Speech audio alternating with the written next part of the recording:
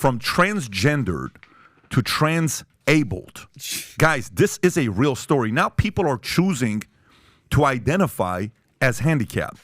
This is not a joke. Onion story. This is not an Onion story. This is not a Babylon Bee story. This is a Fox News story.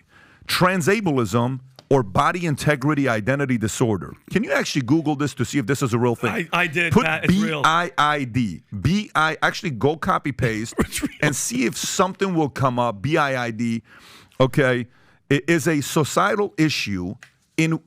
This is NIH. Pat, it's a joke. This is real. What? This is not a joke. And It is a societal issue in which individuals identify as handicapped and may even ask doctors to amputate healthy limbs, snip spinal cords, or destroy eyesight. This term has been relabeled to align with the trans community, with some advocates harnessing the cultural power of gender ideology to cause of allowing doctors to treat BIID patients. Some people with BIID mutilate themselves, which is why culturally transableism is being called the next abyss. The National Institute of Health notes that those with BIID desire amputations or paralysis. One North Carolina college student has called transableism a cry for attention. An Arizona internist has labeled a delusional disorder. While some doctors may be willing to perform procedures, these doctors have issues. For transableism, most will only perform those they feel are medically indicated. I don't even know where to start. I'm flabbergasted. I don't think I've ever used that word. But when are we as a society going to stop pretending, okay? This isn't ableism. It's call it for what it is. It's trans stupidityism, okay, Pat? These people have mental disorders, okay? They're dying for attention, and instead of going out, there you go, it's right there. Go be an actor. Go do something. You're gonna cut your lip. Like one lady, she was on that Dr. Phil jet. She poured acid in her eyes. She's sitting there looking. That she didn't even know where the hell to look. How do you think these people that are actually handicapped? What do you mean poured acid on her eyes? This lady, Pat, she goes, I was born and I wanted to be handicapped, so she poured acid in her eyes, Pat, and she went blind. This lady right there. Look at her. And Can you play this? Just play it for a second to see how she sounds. Go ahead. Do you have Look any at her. regrets about taking your own vision or the process with which you did take your own vision? Look. I don't have any regrets taking my vision. I believe I should have been born blind. This is not a spoof. No, I'm no, happy it the was. way I am. I do Look at have this some little regrets reaction. about the way I did it, but in the end, I'm happy. It's like a the way trans I version am. of Jim Dr. Dude, McMahon. this is unbelievable. This is I thought it was with a all due spoof. respect Look, to Dr. Jewel, Phil is trying to laugh. I He's have holding Look at this had lady. a really hard time. Sitting next to this person. Really hard time.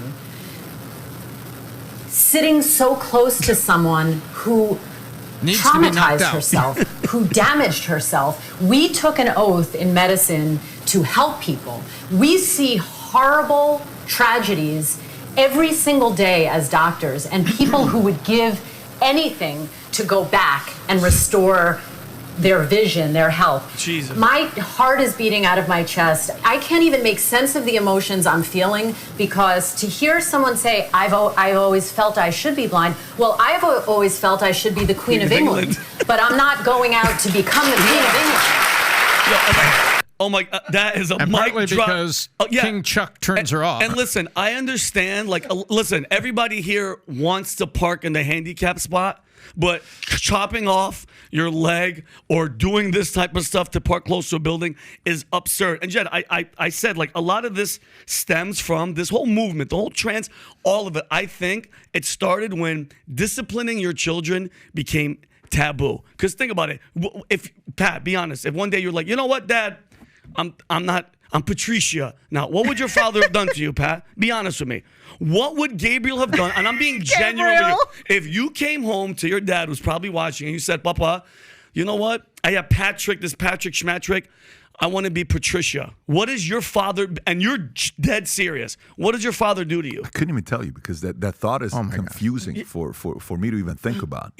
You know, I mean, I played a lot of great pranks on the guy that he fell for. But this is above that, though. This is like to allow people to get to this point Okay, so we're having this conversation with my sister at the house. Yeah. Okay, we went out this weekend. We're watching the Blue Angels. We had a great Amazing, time. Jets, amazing. all this. It was sick, right?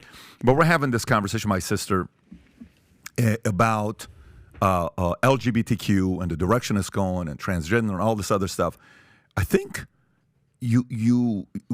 parents are playing a very slippery slope where they're kind of like, no, it's okay, do whatever you want to do. No, it's okay, to each his own. No, it's okay.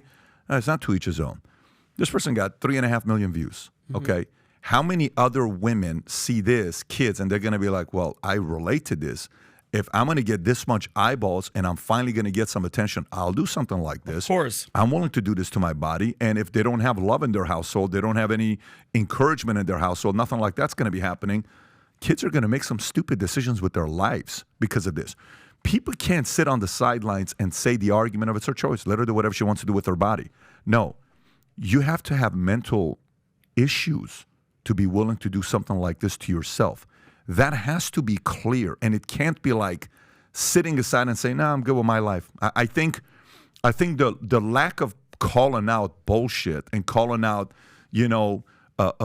insanity is causing a lot of people to think this is the norm. Dwayne Wade the other day said, "I have to leave the state of Florida because it just didn't match my values and principles." Bye. And we decided to go to a different place where our, son, daughter, is it a son or a daughter now? What is it now? It's a guy that wants to be a guy. I'm confused. Right. I don't know. So, but the point is, we had to leave the state of Florida. Okay, well, good for you, bro. Congratulations to wherever else you moved to because you are trying to protect your, transgender child. Now, what are you going to say if this 26-year-old kid one day, this kid of yours one day is 26 and says, "Dad, why did you let me do that at 13 years old?" Sure. Well, what are you going to do? Well, I don't know how old the kid is, by the way. What are you going to do when one day your kid says, "Dad, why did you let me go through that process? I was delusional at that time." Then what's your argument going to be, Dad? What are you going to say then? There's a lot of stuff that kids will say to their parents. And 15-year-old, now it's a 15-year-old kid. There's a lot of things that kids will say to their parents. We have to straight up start calling out weird, strange, crazy ideas like this that we're even doing an episode today about transableism. What are your thoughts on this, Jed? Well, I mean, what's interesting is you see the audience reaction and we can all be like, look at the audience, look at the people on the panel. They're all horrified. And my response is give it 10 years.